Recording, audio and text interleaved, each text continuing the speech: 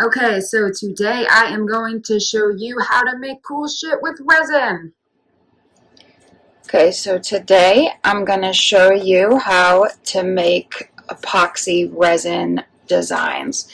So I'm going to make a little tray and I'm going to show you the process, and then you can use this with any other mold you like. So what I like to do, especially if I have more than one set of molds, is I like to grab a second mold and another cup. This way I can pre-measure out how much epoxy I actually need and not waste it or have excess, because the epoxy is not cheap. So the reason why you use two sets and not just one, and I won't do this if I only have one set, is because you can't have leftover water in the mold. So you might spend too long trying to get the water out or have a little excess water, and you're going to ruin your design. So if you don't have that, don't worry about it. You can eyeball it. But I pre-measured, and I need about 6 ounces, 6 to 7 ounces of resin for this design. Since I'm going to be adding to it, I'm going to just go with 6 ounces. And I don't need to fill it all the way. That's another pro tip I like to use when you have a little bit of depth for trays. That way you're not wasting the extra. So I've got my mold, I've got a popsicle stick, a measuring cup, and my epoxy. So when working with almost every epoxy that I've ever worked with, it's a 1-to-1 ratio. Now, the instructions are going to tell you mix for 3 minutes, but don't listen to that. I'm going to teach you a trick. So since I need 6 ounces total, I need 3 of each. This might be a little hard to see from this angle, but make sure you're on a flat surface. And I'm going to measure out 3 ounces of my part A. You can really do A or B first, it really doesn't matter, as long as you're doing a 1-to-1 ratio. Now, there might be other tips and tricks. Well, there are other tips and tricks for this process, but to keep it as simple as possible, we're just going to do like a basics. Okay, make sure that not quite there. Okay. And then I've got a little bit left. I do not like to waste any of it. So I've got it on my little stick. So this is our resin, and then part B is our hardener. And a little bit of math, since I have 3 and need 6, obviously I need another 3 more ounces and fill it up to 6 here. I love these cups because it measures right on it.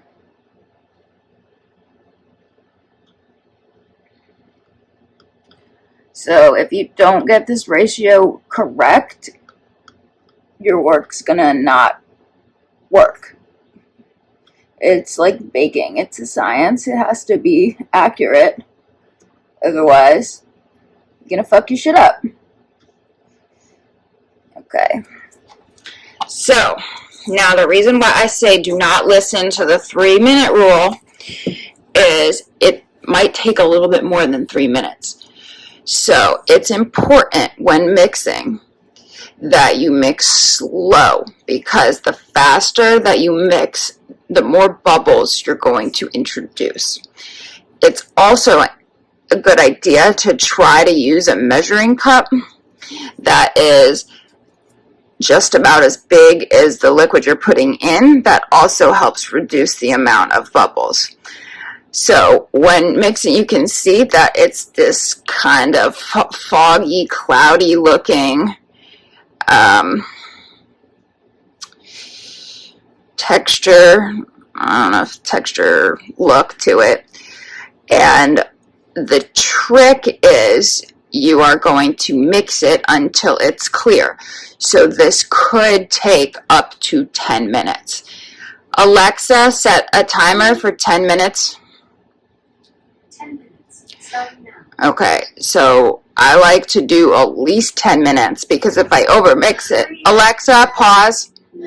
I didn't tell that bitch to start the TV. Ugh, Alexa's gonna be the death of me one day. If you overmix, the only thing you're gonna have to worry about is that you work with your mixture quick. That way it doesn't harden in the cup. Here's a reminder. Get medicine. Okay. Alexa, in 3 hours, remind me to get my medicine. Okay, I'll remind you. Damn timer's fucking up my video. Okay, so what you're seeing me do here is it's also important that when you're mixing, you take the time to mix all the edges of the cup, the very bottom, the corners. Make sure you get all that in there and then wipe your stick. Why? Because if you don't do that, you are not mixing it fully and you'll be left with an off ratio. Your stuff might not harden. You want to make sure you get all of that. Now, I often get really bad hand cramps because it takes forever. Okay, so I'll tell you some of the tricks, but I'm not going to actually do them. Tip 1, don't bump your camera stand when filming. Step 2, don't position the gooseneck at a stupid angle so it's impossible to work. Step 3 actually has to do with the bubbles. So I think it's the hardener. What you do is you pour it in the cup and then you put the cup in a warm water bath and let it sit for a bit. Another trick is you can actually take a blowtorch or even a hairdryer, but be careful with the hairdryer. Hold it really far away because if you hold it too close, you're going to splat your stuff everywhere or it's going to flow out of the cup. And just set the heat like above it and it'll get the bubbles out. And you can do that after it's in your molds. You can, when you're pouring, you want to make sure that you're pouring slowly and it sort of at an angle, so that way you're not introducing more bubbles in.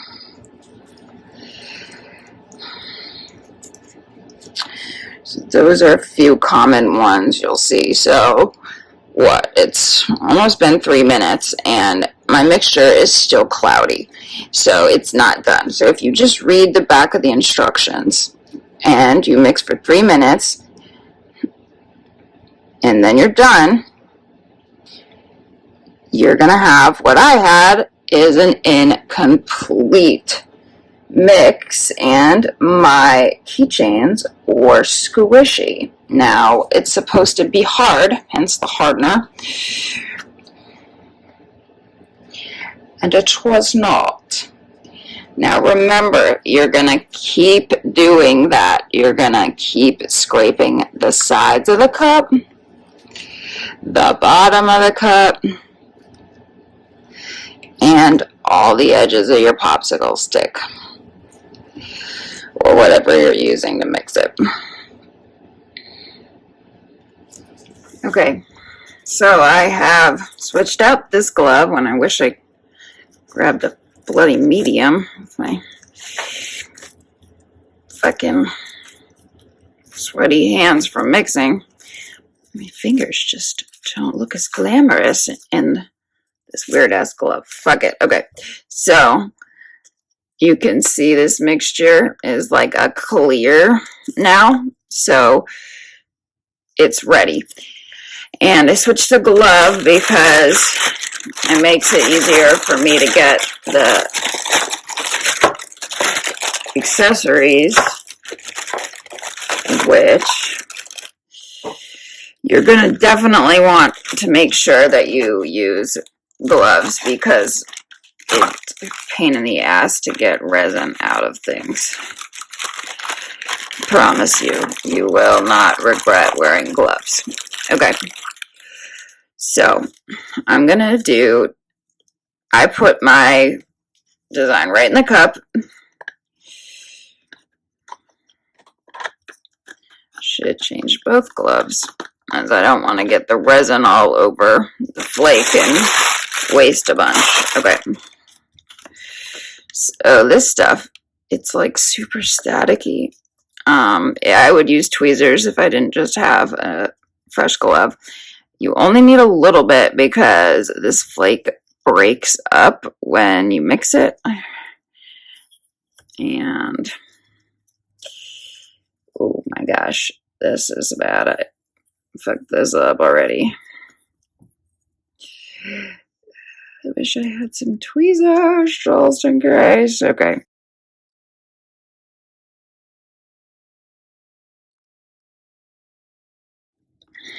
And I shouldn't touch my other packet with it, but so the gold flake is, or silver flake in this case, is relatively inexpensive.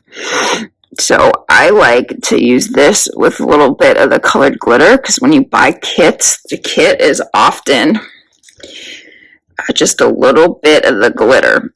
So you can use a little bit of the flake mixed with the glitter and it goes a really long way and looks beautiful.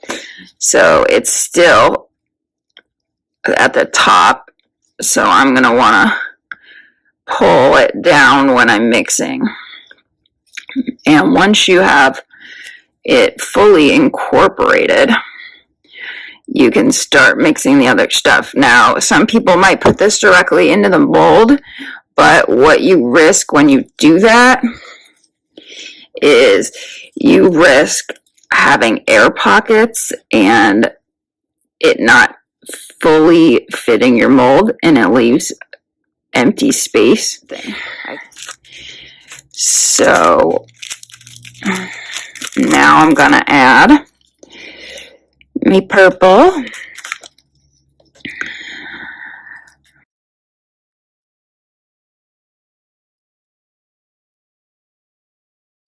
So I'm gonna go ahead and call this done. So I'm gonna place my mold, and you're gonna want to pour it slowly. Be careful when, so this is a big chunk of flake. And I'm gonna put that back in and kind of break it up. Don't do that on your actual silicone mold because I did that with a toothpick, and although it wasn't sharp, it left like what looked like hardened scratches into it, and I just didn't care for the way that looked.